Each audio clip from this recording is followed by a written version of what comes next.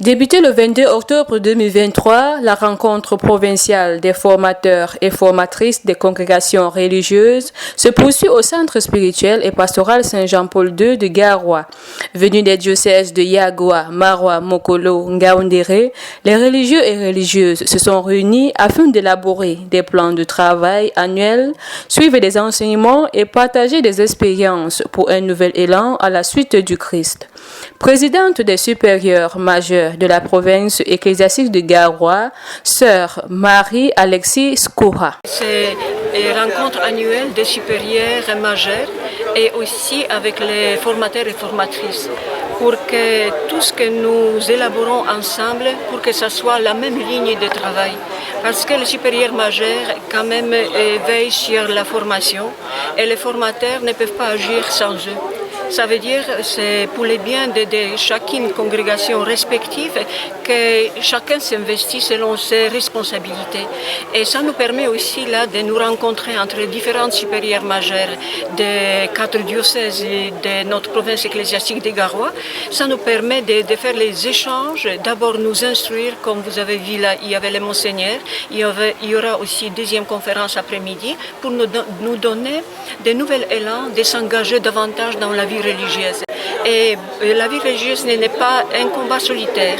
Ça se fait si nous travaillons dans une église, ça se fait ensemble. Et nous essayons justement de travailler entre les différentes congrégations religieuses, comme le Monseigneur nous a dit. L'archevêque métropolitain de Garoua, Monseigneur Faustin Ambassadiodo, premier exposant de ce jour, a édifié les participants sur les paroles du Christ.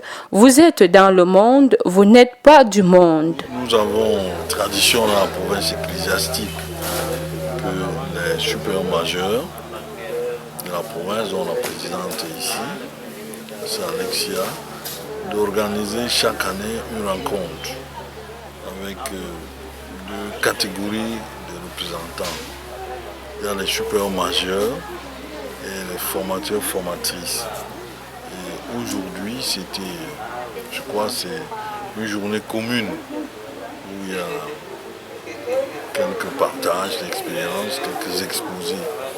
Moi, on m'a demandé de commenter un peu cette parole de Jésus. Il dit, vous êtes dans le monde, mais vous n'êtes pas du monde. La question, c'est donc comment ne pas comment être dans le monde sans vivre du monde, sans donner l'impression qu'on est dans le monde. C'est un peu ça qu'on a essayé d'expliquer. Il s'agit d'abord de situer un peu le monde par rapport à Dieu. C'est vrai, le monde est une création de Dieu, Dieu qui a créé le monde. Tout ce qui existe, c'est une création de Dieu. Mais cette créature-là, de Dieu, disons, la créature humaine qui dirige tout le monde entier, ne reste pas connectée à son Créateur. Pour vivre ainsi, et être celle de la terre, lumière du monde, il faut revenir au cœur de l'enseignement de Jésus, qui est dans le sermon sur la montagne et d'une façon particulière dans l'évangile de béatitude. Si on le vit, alors on va développer un amour qui va au-delà de l'amour ordinaire qu'on voit dans la société, un amour qui est altruisme, un amour qui ne cherche pas de compensation, un amour qui peut aller jusqu'au sacrifice. C'est cela que nous devons vivre dans nos communautés.